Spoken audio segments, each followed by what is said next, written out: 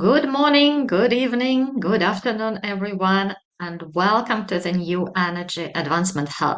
It is a platform offering cutting-edge research, innovative trainings, and business games, and also dynamic ecosystem development to drive your successful energy transition. My name is Tatiana Mitrova. I am founder and director of the New Energy Advancement Hub, and today we have an event focused on carbon capture and sequestration, CCS. The question is in the title, CCS, is it third road to net zero? Today, I'm really very happy to introduce our guest, Leon Still. Leon, please join us. Yeah, Hello. thank you for Yeah. being with us today. Thank you very much. Yeah. Looking Yeah, forward to it. Leon. Yeah, I know Leon for many years already. He has a very profound background in energy sciences and PhD in energy policy.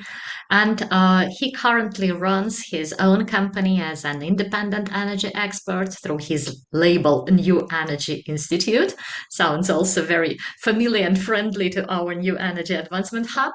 And he Exactly. holds also several teaching positions at universities of applied science.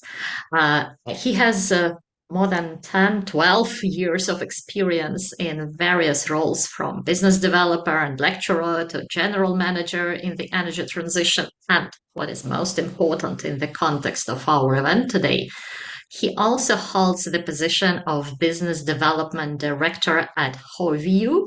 Yeah, am I Yep. pronouncing it Yes, it's correctly? Yeah. very good. Yeah. Yeah, so this is the company that specializes in carbon capture technologies. So we have a real person active in a real company which is doing carbon capture technologies. So all your questions, I hope that with all his huge teaching experience, Leon will be able to explain to all of us in simple words how it all works, what are the prospects, and how should we look at CCS, or which still sounds very intriguing. So, Leon, Yep. just to start, why is it third road to net zero? Yes, indeed. Yes, thank you very much. Very slight, small correction. My PhD is not yet finished yet, but thank you for Ah, so so just so the people fingers know, crossed. like, hey, yeah, no, we'll do, we'll do. Yeah, so there, good. Thank you very much for being. Yeah, why is the third road? Well, actually, it is something else that I sort of thought of myself, but was looking at a report from the International Energy Agency, where they basically say, okay, if you look at what will be the highest impact in decarbonization in the future, of course, they have to look at different scenarios. Then the most, of course, will be switching to renewables, using going away from fossil fuels to solar, wind, and that kind of technologies. Actually, not the most. The most will be energy efficiency. That's the first one. Then the second one will be the renewables. And then if you look further down, what are the other parts of the decarbonization pathways? Then carbon capture and storage actually is the third one.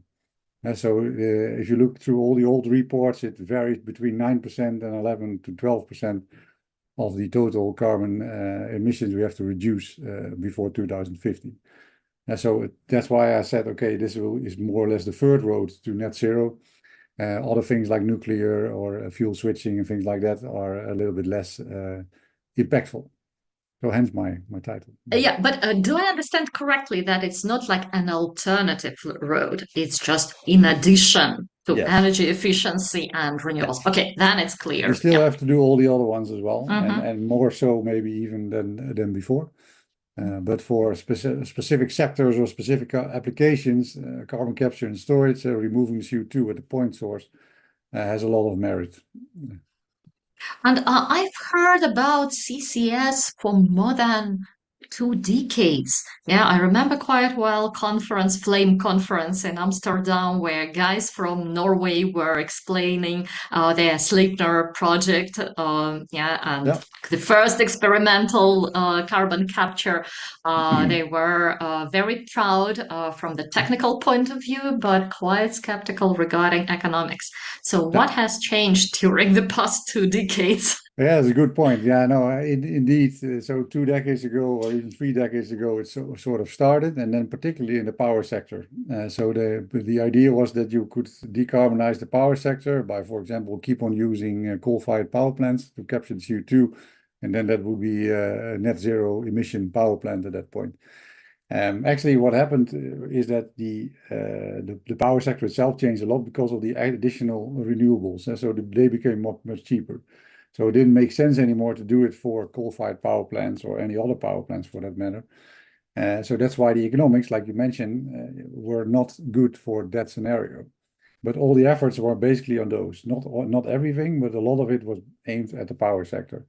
So that's why we basically stopped doing that. There are only a few examples in the world, like Boundary Dam 3 in Canada, where they're actually capturing CO2 at scale, more than 1 million tons a year, on a power plant. But that was only possible because of a lot of incentives and subsidies that were specific for that location. But for all the others, it makes actually no sense. Even though you could increase the subsidy to almost 100% for power, it really is no market anymore. So what changed the past few decades is that the realization came that especially for heavy industry, but also for waste to energy plants, for example, that those kind of steel plants, cement plants, that kind of stuff, that it is very hard for them to decarbonize. There are alternative technology available, and they were betting on those technologies. But a lot of these installations are relatively new or can go on for 20 to 30 years. So you don't want to switch the whole technology. And that's why carbon capture is then an option, because you can add it on to whatever you already have there and capture the CO2 at a reasonable cost. On top of that, we had a lot of that realization, I think, sparked also new policy. So you have, for example, the Inflation Reduction Act in the United States. That is very favorable for things like hydrogen, but also definitely for carbon capture and storage, with a lot of tax incentives, which will lower the price of capturing CO2. So then suddenly a lot of industries that were outside that scope because it was too expensive became inside the scope of carbon capture and storage. The same as in the EU, with a lot of regulations still coming out on quality and on where can you apply it and things like that. So these incentives have come along in Germany as well, with a different law that says, okay, we are aiming at certain sectors to be decarbonized with carbon capture and storage, and not with other technologies per se. So you can choose, you can switch. And that's why these technologies suddenly came back into fashion. And the market incentives also changed. So we have an ETS price in Europe, the carbon credits. Basically, you have to buy off your emissions based on certificates that you can buy on the market. And more of these industries are in that ETS scheme. That means that the ETS scheme the certificates are becoming more expensive. And now they're so expensive that it is around 90 to 100 euros per ton, which is in the range of the cost you have to capture the CO2 as well. So that makes it all much more favorable for CCS. So, from one hand, this understanding that there are several hard to abate sectors which need to be decarbonized. On the other hand, a more favorable regulation, which is Yeah. creating financial incentives for the investors, right? And also reduction of risk in general. Like a lot of these projects were hampered by the fact, okay, if you have a significant amount of CO2, how are you going to arrange that it is stored safely for an indefinite period of time? Who is responsible for leakages or things like that? And that has now been more or less arranged in a lot of countries. Here I have many questions because I've heard, I mean, when I'm talking just to the neighbors or somewhere in cafe in the shop, and if you mention by chance You do me. carbon You talk about capture, carbon capture. Okay, good. yeah, Yeah, yeah, I know, yeah, yeah, professional deformation, you yeah, know. yeah, yeah. I talk about energy all the time, but I've heard several times that people are saying, "Oh gosh, no, we wouldn't like it. It sounds too dangerous. These CO2, if it is stored, I mean, not in my backyard." Yeah, So, no. you've mentioned that all these potential technical challenges and leakages specifically, because who knows what is stored under the ground, if it is leaking somehow and getting back to the atmosphere while people have received already all these carbon credits. Yeah. How are they solved? So what on the technology and on the regulation side, what has changed? I mean, obviously it can still leak. There can still be some kind of accidents like with all kinds of technologies. But the thing is, of course, I mean, I have to admit that, especially in Europe, not so much in the United States, but especially in Europe, storing CO2 on land is probably not going to be an option. A lot of countries have said, okay, that is not going to happen because of that, not in my backyard feeling. That there were some instances of using empty gas fields, natural gas fields, to store CO2. There was a lot of friction on that. So people said, okay, let's not do that. Instead, we're going to do it offshore, where not a lot of people have any issue with that.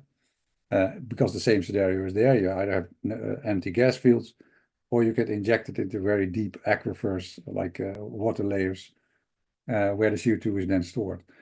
I mean, so you still have to do good practices. So within all these policies and everything that has been made, you have to do the monitoring, you have to do the quality control, you have to do your normal safety efforts and things like that.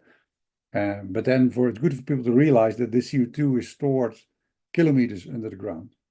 So a lot of people thought, indeed, maybe not, I don't talk to many people in cafes that ask me about CO2 capture, but if they would maybe think, okay, it is relatively close to the surface, and that is not the case. It's very deep. So if it is a layer that would normally have held natural gas, you can be pretty certain, if you know where all the holes have been drilled, that it will also hold CO2. So with all that said, you still have to do it right, but within the policies, they now determined, okay, for example, a group of companies want to do this. They want to capture the CO2. They want to transport it to an empty gas field, and then they want to inject it. For all that part of the chain, they're all responsible, at least in the Netherlands. And then for the part that once you are a certain amount of time, you are busy with injecting the CO2, 20, 30 years. After that, you close the reservoir because it's full. And then the state actually takes over the responsibility of at least monitoring the long-term health of the reservoir, so that you don't have any leakages. And if you go any further, even further than that, so in the longer term than that, slowly the CO2, not everywhere, but the CO2 will also not solidify, but react in certain layers or within the water, and that will also create capture of CO2 more permanently. But you always have to be careful about that, and especially if you want to inject it into layers that are much closer to the surface, or if you're going to do some fracking or things like that, which destroys the subsurface because you want to extract the natural gas. But then you also not always know where it all ends up, and that same goes for the CO2. Okay, I'm feeling more relaxed. Okay, I'll tell the neighbors that it's okay. They shouldn't worry. It's Yeah. much, much deeper than they are thinking. But then another question. But sorry, maybe also the risk. Yeah, So the risk of the CO2 itself is also, there's always a lot of discussion yeah. about that as well. I mean, CO2 in itself is It's not exploding. yes, no, it cannot explode. But there is, of course, a risk if you have 100% pure CO2 and some kind of explosion happens with the compressor, for example, then the area is inundated in CO2, and CO2 is heavier than air. So that will create an area where you cannot breathe. But those are very extreme scenarios, which we also accept for natural gas pipelines or for nuclear power plants, for that matter. We accept also these extreme scenarios that are very unlikely to happen, but have a major impact on our health. Yeah, absolutely. There is another dimension in this whole discussion about CCS, which I hear very frequently, not in the cafe shops, but rather at the scientific conferences and different energy events, in the context of blue hydrogen. Yeah. Yeah. So, could you please explain what's the role of CCS and how these two are playing together? Yeah. Yeah, so indeed, if you're talking about the hydrogen economy, then we want to have low carbon or green hydrogen. So you want to have produced hydrogen that is CO2 neutral or maybe even negative. That you can do with green hydrogen. You can produce from renewable energy sources with electrolyzer, you make hydrogen. But you can also do it from natural gas. So natural gas is CH4. You split it with a steam methane cracking reaction. And then you have CO2 and you have hydrogen. But then if you release the CO2 again to the atmosphere, then you have something we call gray hydrogen, because there's no net benefit to the carbon balance. But if you capture the CO2 at that point, then you have blue hydrogen. And blue hydrogen just means that you have captured the CO2 and that you have made it carbon neutral, at least as carbon neutral as it can be. So the technology that you use for capturing that CO2 is exactly the same as the technology used for capturing CO2 from a power plant or a cement plant or a steel plant or whatever type of point source you are talking about. And the reason why you would like to consider that is because in the whole cost chain from natural gas all the way to blue hydrogen, including the CCS, it is much cheaper than green hydrogen at the moment. So if you would do this, you were talking about 2 to 3 euros per ton of, per kilogram of hydrogen, compared to 7, 8, 9 for green hydrogen. But of course, it is not 100% renewable as green hydrogen. So depending on where you are, that is an issue. But it can help to already kickstart the hydrogen economy by providing a relatively cheap source of low carbon hydrogen for the application that you require.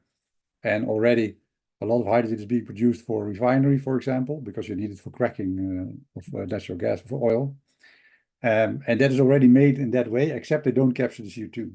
So it could be relatively easy to put a CO2 capture unit on top of that, and then you have low carbon hydrogen right away. So that would be the interplay between the two. Okay.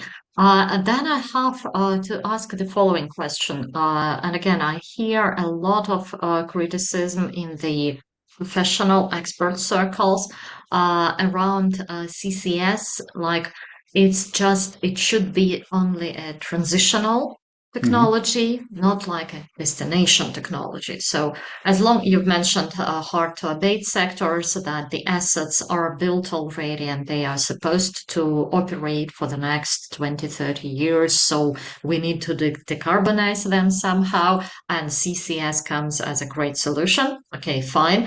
Yeah. Green hydrogen is yet too expensive. Yeah, and if we want to decarbonize faster, because we have very clear deadlines simulated by all our climate models, yeah, so then we need to use everything available, including blue hydrogen, which is not as clean as green hydrogen, but it's better than gray hydrogen, obviously.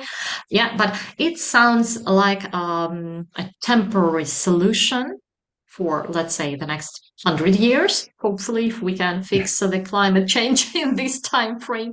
Yeah, so what's your perspective here? Because I've met experts and activists who were blaming CCS as a wrong third way, which is misleading, which is switching our attention from really most urgent decarbonization measures, because it's not solving the problem, it's just providing a temporary solution. So what's your view on this dispute?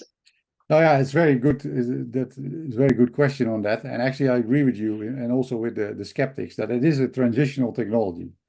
It's never going to be the end point. Even if you are talking about something like steel manufacturing, or there are ways of doing that with electrification, arc lightning reactors and things like that. So you don't have to do carbon capture and storage on those technologies. But the thing is, what is temporary? So what is a transition technology? You were talking about 100 years to hopefully solve this climate crisis, but even if it only takes 20 to 30 years until you're in 2050, that would be the transition that I'm talking about. A lot of these installations, a lot of these industrial plants and things like that are very expensively made already. A lot of them actually are quite new, especially in the steel manufacturing. Not all of them, but especially outside Europe, they're relatively new. So you don't really want to discard them or completely rebuild them, because that is what you will have to do. if you want to install a completely new Yeah. technology. So I think it's an intermediate step, and it's also not something that takes off the shine of other renewables, because also in the scenario I mentioned in the beginning, 10% maybe of the total reduction we have to do could come from carbon capture and storage. So the other 90% is something else, which is mostly renewables and fuel efficiency and things like that. So I don't think a lot of attention goes away from that. You still have to do all those. And there are very good reasons by itself to do those as well, not even having to do with lobby or whatever. But for the ones that are difficult to do and that require a period of 20 to 30 years to switch, I think that is the sweet spot where carbon capture and storage can really make an impact and can make it right away. Instead, they have to wait until they have to refurbish their factory anyway. You can already do that immediately. And 20 years is also, or 25 years, is also not a bad duration of a new installation to have. If it is feasible for 25 years, that is usually also the maximum of those type of installations, or how far they are. How long they can economically run. So I think that's the reason why it is never the end point. It's always only to help in decarbonizing these hard to abate sectors right away. Okay, so yeah, sounds reasonable.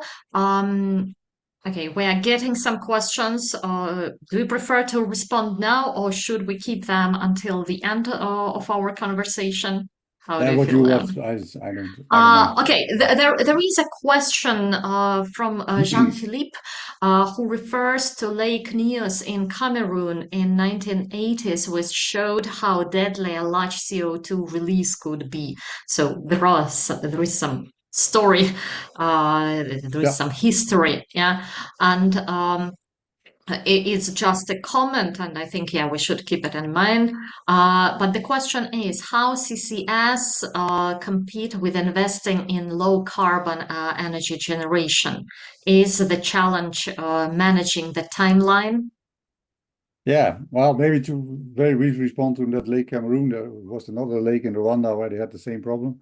But those are very exceptional natural phenomenon. But it is the phenomenon I mentioned in the beginning. CO2 could be dangerous in very large quantities, in very high concentrations, because it's heavier than air. It sort of displaces the oxygen in the air. And in the case of that specific natural phenomenon, unfortunately, a lot of CO2 was released because of an earthquake underneath the lake, and that's created a layer of CO2 on top of the lake, and it was blown to the coastline where there was a village and everybody suffocated. So those kind of things, of course, you need to really be careful about, but that's something else than discarding it completely because of this natural phenomenon. The other thing indeed, CCS, it does really, if you look at it like that, it does not make a lot of sense. I mean, you are digging up fossil fuels, fossil carbon, you're doing something with it, then you're grabbing the carbon again, and you're re-injecting it into the ground. I don't think it's competing a lot with any other low carbon energy generation at all. Like I said, there are very good specific reasons why solar energy or wind energy or biogas or just a good idea to invest in anyway. So only for that's the tip of the pyramid, in the industrial tip of the pyramid, where it's difficult to do, where you don't really have this option, then you will have carbon capture and storage. And yes, some taxpayer money will go there as well, but it is very small compared to the taxpayer money that has gone into or still goes into, well, I have to admit it, fossil fuels subsidies in general, but also biogas and solar and wind and things like that. But then the impact you are making is also very large, because a single factory usually is a very big point source of CO2. Also in the Netherlands, we have the Tata Steel plant, which unfortunately is not going to go for carbon capture. But if we would go for carbon capture, that plant by itself emits 10% of our total emissions of the Netherlands. So only managing that single plant already has a huge impact. And that can be done in a few years' time. Okay, you've started to talk about money, and here I have plenty of questions because, okay, if it is transitional technology, it means that it should be applicable and it should be interesting for investors right now, not in the remote future. Yeah, so what about economics? What about costs? Yeah, the costs were extremely high 2 decades ago. So how is the learning curve going, and how are the other regulatory measures affecting profitability and attractiveness of these projects? Do they still Yeah. need subsidies? Well, mostly yes, but it depends on how you define that subsidy. It can also be that the punishment is just too high. In the case of, for example, the CO2 certificates. Mhm. So that is in itself not a subsidy, it's just a punishment if you keep on doing the same thing you were doing before. So that is definitely changed. So the market has changed in the sense that CO2 is priced now, at least in Europe, but also in the United States to a large extent, and some other places as well. Not everywhere. So not everywhere this will be a factor. But for a lot of these things, of course, the direct investment does not, if you compare it to whatever you're doing right now in economic terms, then you will never win this. And then you will never do additional work and effort to capture the CO2. You will only do that because there's some kind of reward or avoidance of punishment. And for me, the pricing of the CO2 is actually the most important one, because that just generates a market mechanism, and that market mechanism then generates innovation and all kinds of other learning curves that you require for people to, because people start to implement these technologies at scale, and that's the only way to really learn. Having said that, from carbon capture and storage point of view, the really large plants have been stagnated a little bit.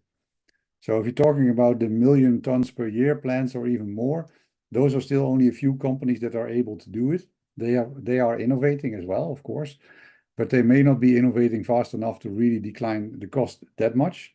There are, of course, other smaller companies that have come up, but it's less dynamic than, for example, solar or wind. Hofview is an example of one of those companies, but there are also others, like Carbon Clean, for example, from India. Those type of companies have looked at different ways of capturing CO2, so that you don't have, for example, have a lot of capex. You can reduce the capex because you have a smaller system, or you do it completely electrified, or you have a new solvent formulation. And all that has created a situation where you could go as low as 60 to 50 euros per ton of capturing CO2. But generally, you're still talking about 70 to 80, maybe 90 euros per ton of CO2. That's why I said we need these incentives on the one hand, the Inflation Reduction Act and things like that, but we definitely also need some kind of market mechanism to make this happen. And we are at the point where finally we can see that this makes sense. Two more questions on the economic and technological side. So, as far as I understand from everything that you were describing, the scale matters. Yeah. So, if we are talking about big plants, big volumes, big scale, then you can drive the costs down considerably. So, I see that there are lots, I mean, not that many, but the CCS projects, they are like clustering. Yeah, they Yeah. are creating hubs because I assume it makes more sense to combine to collect CO2 from different producers and then to scale up the CCS project itself. Yeah, is it correct? Yeah. Especially at scale. So there basically there are two ways to go about this. So one was that, especially previously, all these technologies were very large. At least the application was always meant to be gigantic. So millions of tons of CO2 every year. So that is definitely something you need for the big plants and things like that. But for the medium and low amount of CO2 emitters, like biogas plants in the very low scale, but also waste to energy plants or smaller cement plants and things like that, chemical plants, they don't need that much CO2 capture, but they still have the same problem, basically. So the innovation goes both ways. The innovation goes into the how can I make the big plants cheaper, but also how can I make it possible for the medium to small plants to also effectively and cost effectively capture CO2. So those are the two directions. But once you're talking about massive amounts of CO2, there's no other way than to store it somewhere. So there are plans to, mineralize CO2, for example, to make something to let it react to olivine, so that is the CO2 is captured, or to build it into cement or things like that. That is all possible, but those are relatively slow reactions, and you will not be able to really get rid of the CO2 volumes that you probably will have to do. So this clustering is very logical. And in the port of Rotterdam, they are building a ring pipeline called the CO2 pipeline. And so basically the port of Rotterdam is making it possible for industrial renters to get hooked up to that pipeline. Then they have to capture the CO2 themselves, but then they can buy the service of having the CO2 being transported away via the pipeline and to the natural gas field that is a little bit off the coast. So that is the reason that infrastructure, of course, is cheaper if you can cluster it together. If you don't have to get pipelines in very long distances everywhere to one small plant to another small plant. So this clustering is very logical.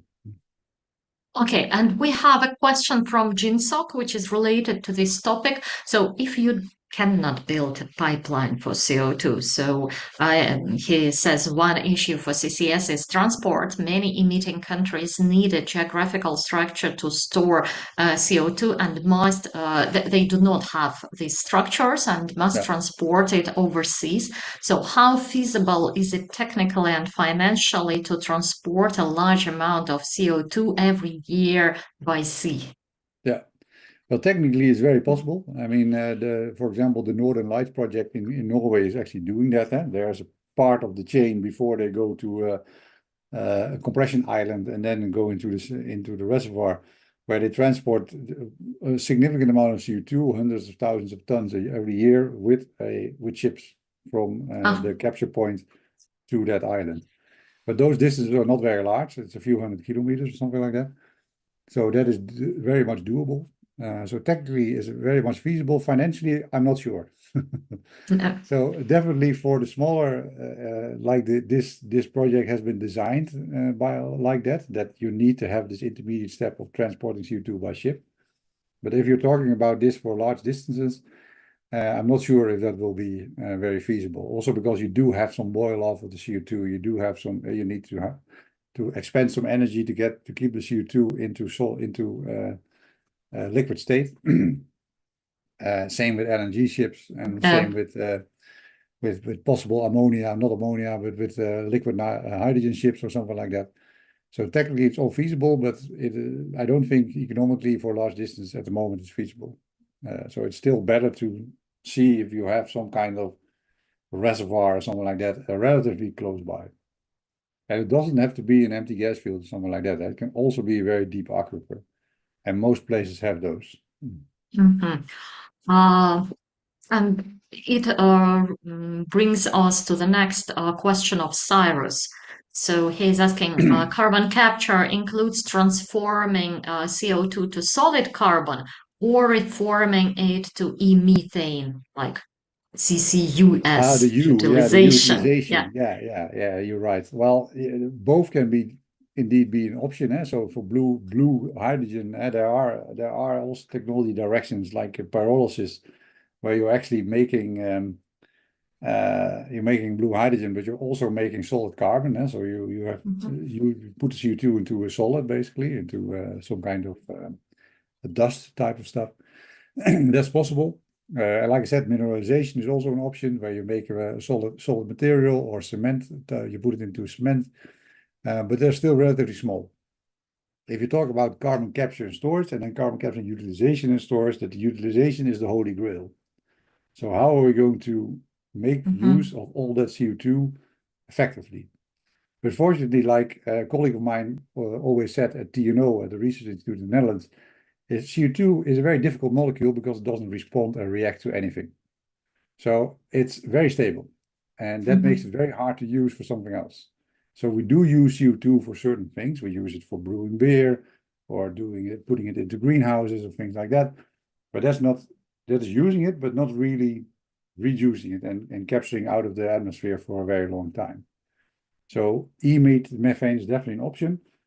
But because of the properties of CO2, which are very hard to react to something else or transform into something else, it is also very, very difficult to do, and is also very expensive to do.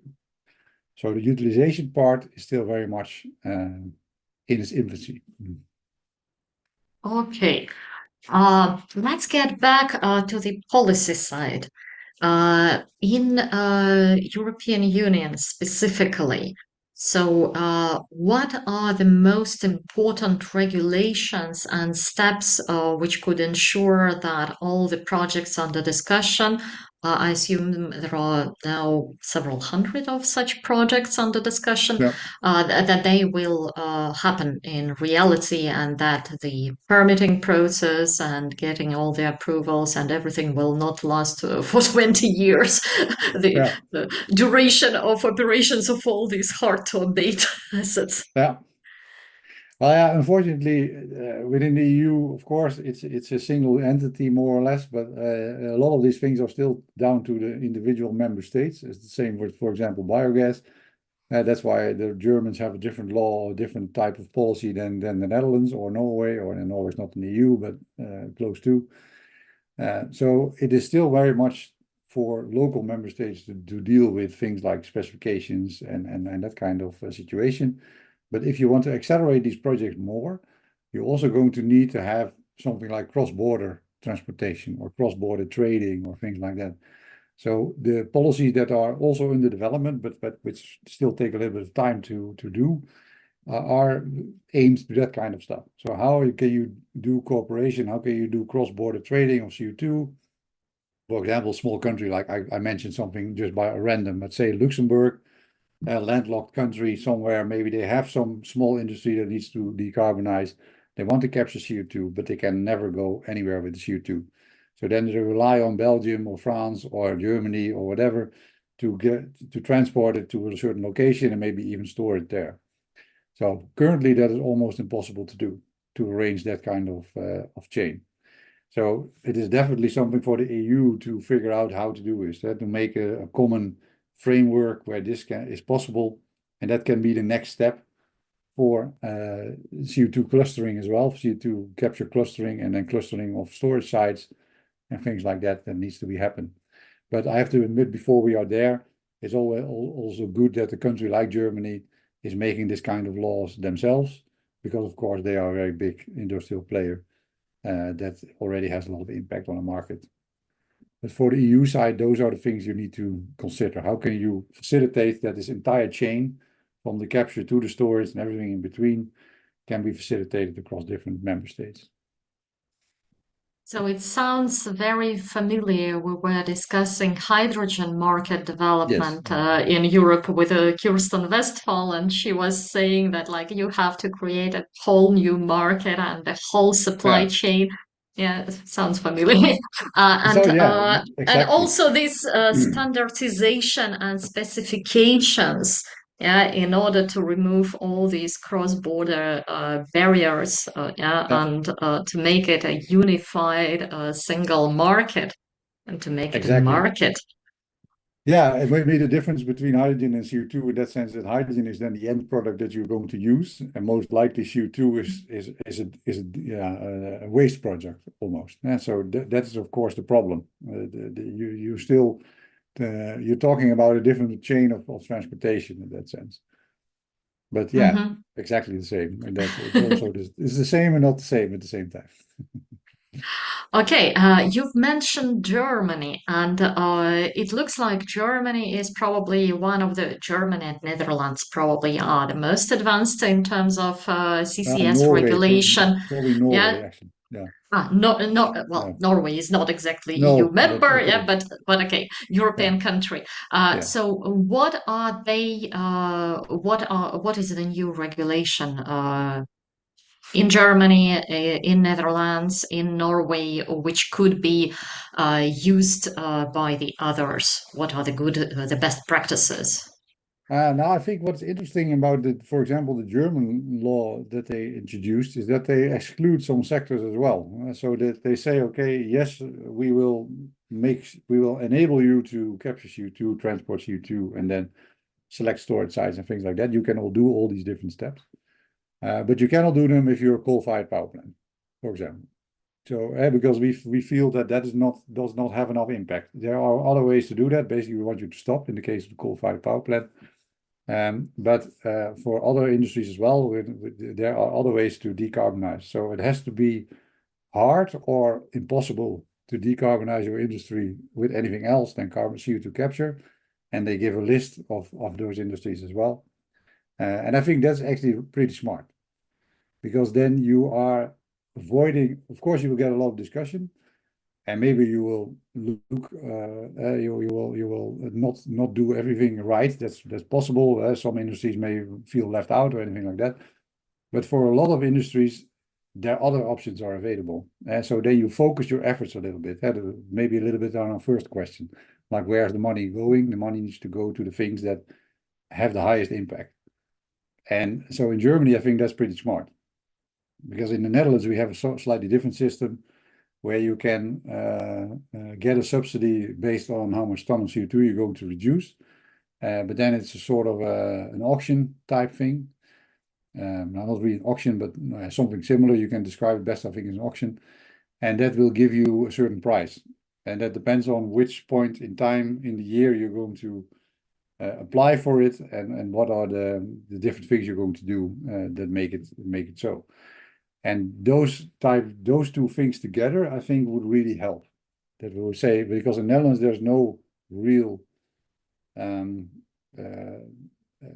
exclusion of industries in that sense. So it's for everybody, it's open basically. But in Germany it is. But in Germany they don't have this type of system, this subsidy system. So I think that combination could be very good. Yeah, those are probably the more important ones. The rest is very technical. Okay, I don't want to be too much Eurocentric, and we have question from Avidipta. What about China's outlook on CCS, CCUS? Do you know anything? Yeah, well, actually, it was one of the countries that was after, for example, Canada or Norway or Netherlands. That was also one of the countries where carbon capture storage was very much in focus. I think one of the issues there was a little bit of the technology transfer wise. So back then, a lot of companies were not from China that were doing carbon capture, and they were a bit hesitant to apply their technologies in a Chinese setting. But I'm not sure if there is a CCS roadmap or anything like that for China. But there are a lot of places and a lot of industrial clusters also in China that are very suitable for carbon capture and storage. And I think they also recognize this. But it's also the case that China is very fast and very determined in everything. So it can also be that they don't really need carbon capture and storage anymore, or they just let it be until they have the new technology there. But definitely carbon capture storage is very much could have a huge impact on the relatively old industry or heavy industry that they have in China. Okay, we have at the moment more than 40 operational CCS projects around the world, right? Yeah. So there is a question from Jean-Philippe. Is anyone generating a profit with CCS today? Only the ones that are also able to sell the CO2 to something. So there are some of these projects that are generating some revenue. They do so because they sell the CO2 for enhanced oil recovery, or they do so because you need the CO2 for chemicals somewhere else along the line, or you inject it into greenhouses somewhere where the greenhouse owner pays for the CO2. So not most projects are profitable in that sense. And new projects could be profitable or are profitable if you are under the ETS system.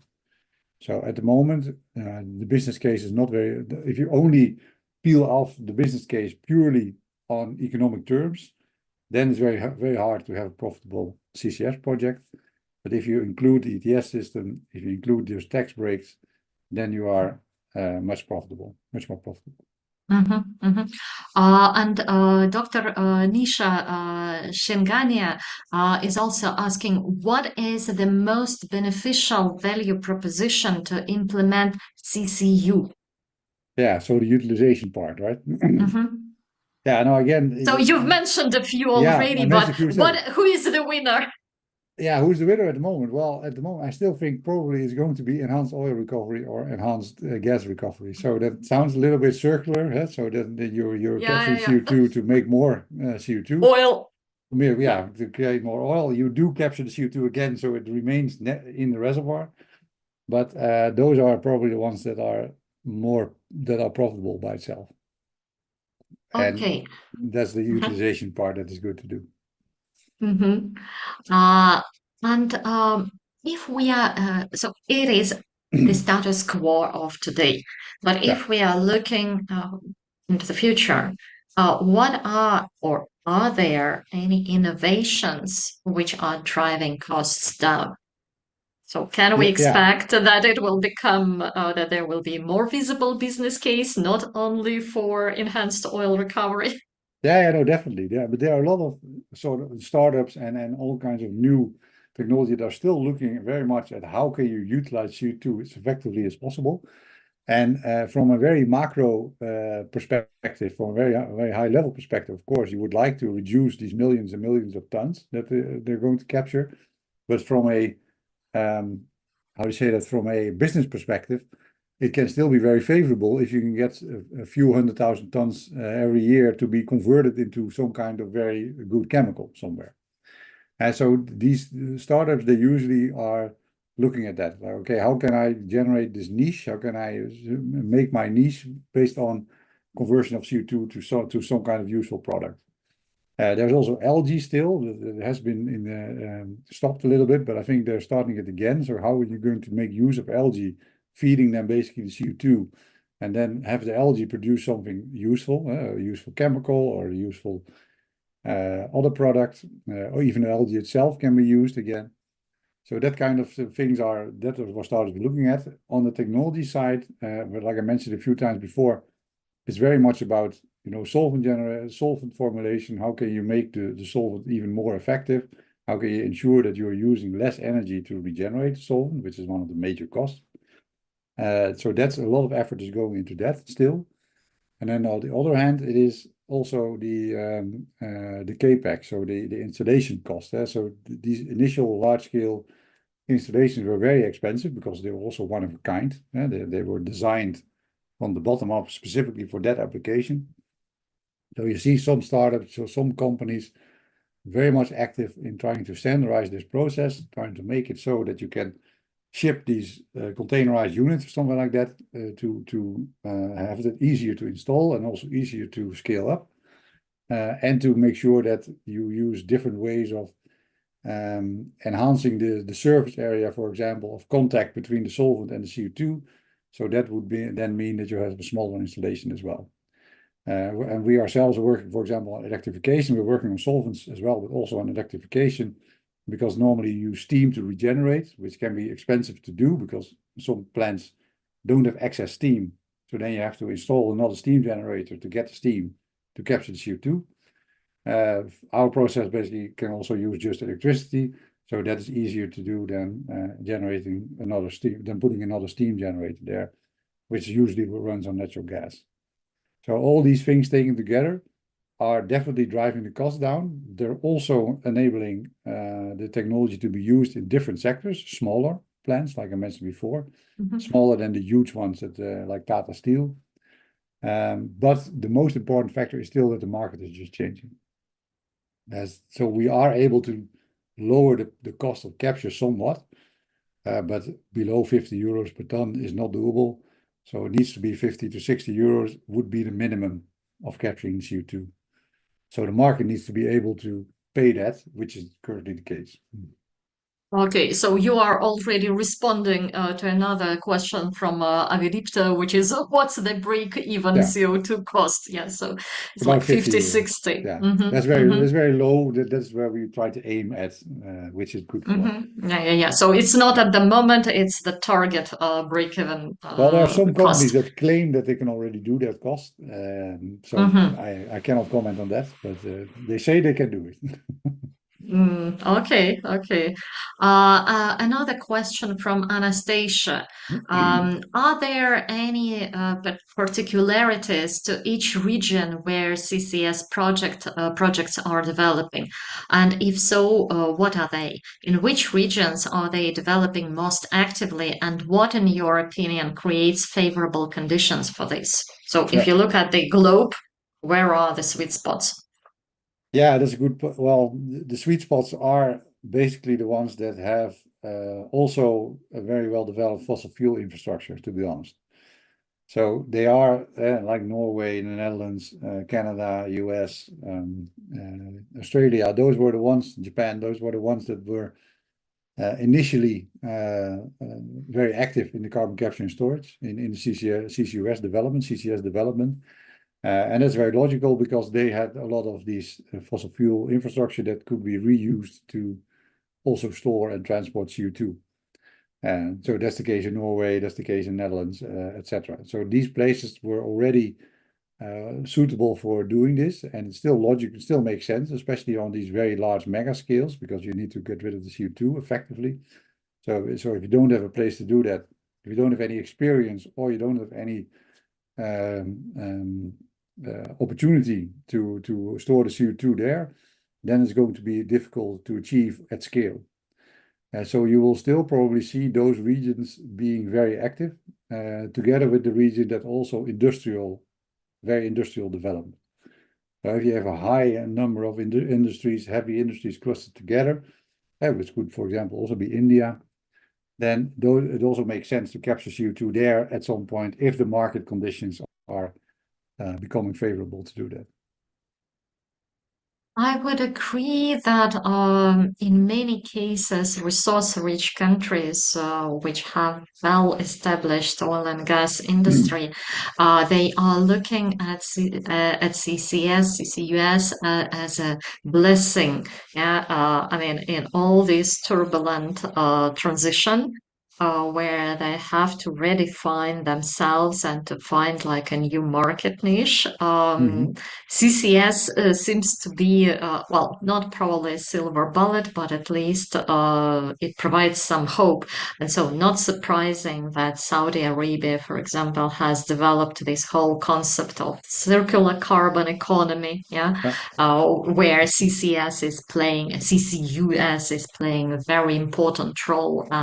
The US actually is also developing these projects, so probably US and Europe are currently the most promising locations from the business case point of view. Yeah, they've created favorable conditions and like Occidental, yeah, with all their Yeah. investments and everything. Yeah, so but it is at the same time creating a lot of criticism among environmental activists, like its indulgence for the oil producers. Yeah. So, Yeah. what do you think about this whole very controversial situation?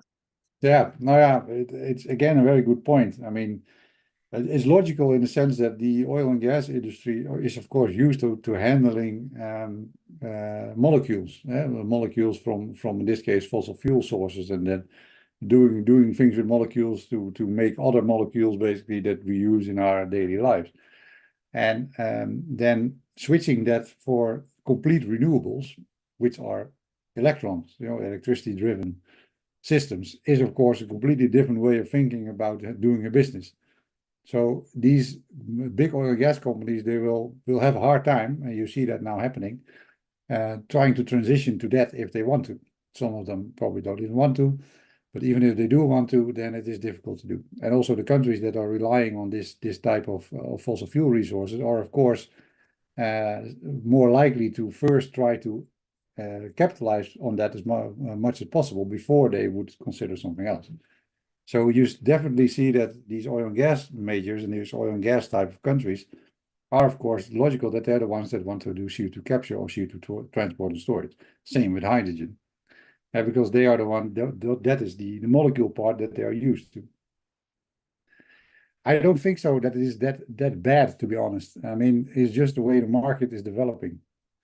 And you cannot blame a company that has done a certain thing for 150 years to try to do something similar for the next 150 years. Yeah, very understandable. So, yeah, it's understandable to do. I mean, from a climate perspective, also for myself, I would like them to transition directly to the golden standard of completely being 100% renewable and then switching their companies completely to something else. But maybe that's just not the way it's going to be.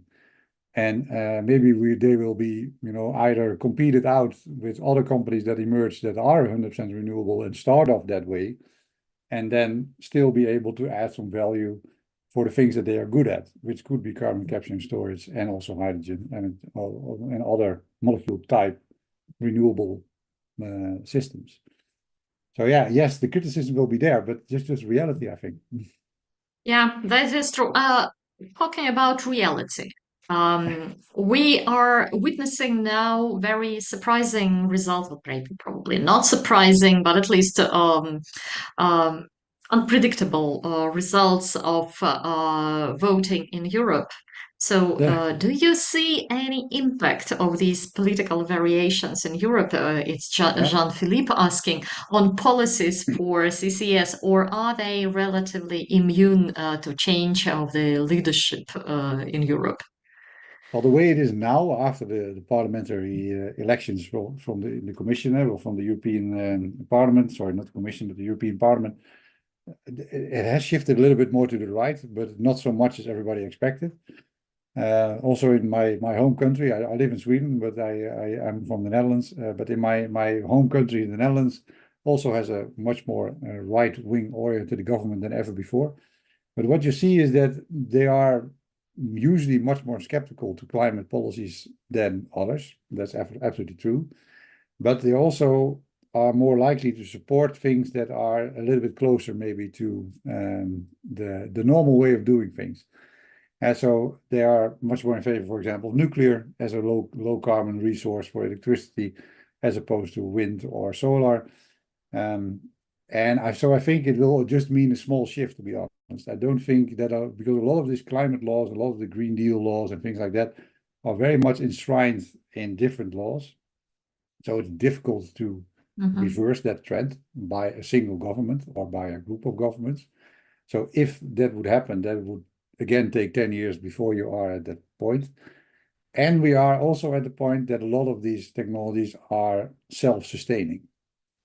So they are, maybe the policies could be changed, but you still want to have a solar panel on your roof because it's just a good idea.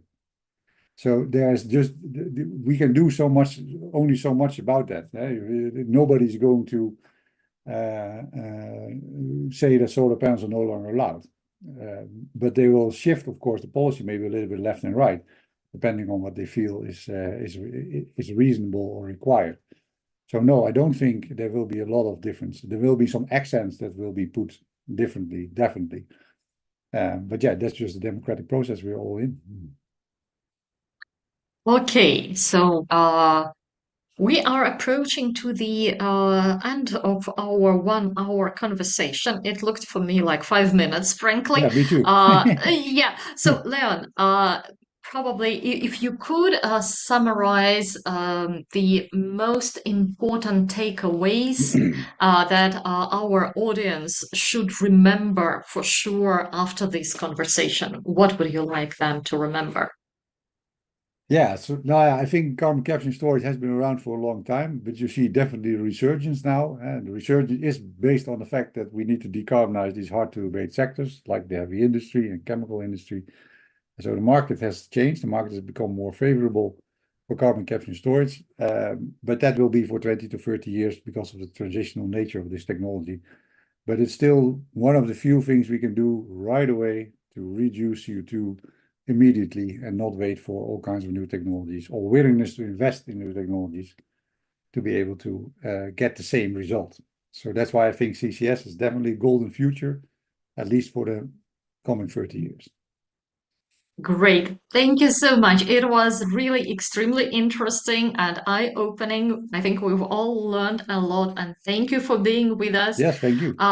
Yeah, and I just call everyone, don't miss our events. You see, they are very interesting and a lot of fun and a lot of new knowledge. Our next event will be on islands. Yeah, and startups and Sounds energy good. infrastructure for islands. Yeah, Mediterranean islands and the other islands.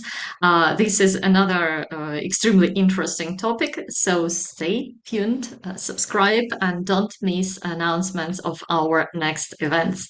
Thank you and goodbye. Thank you. Bye bye. Bye.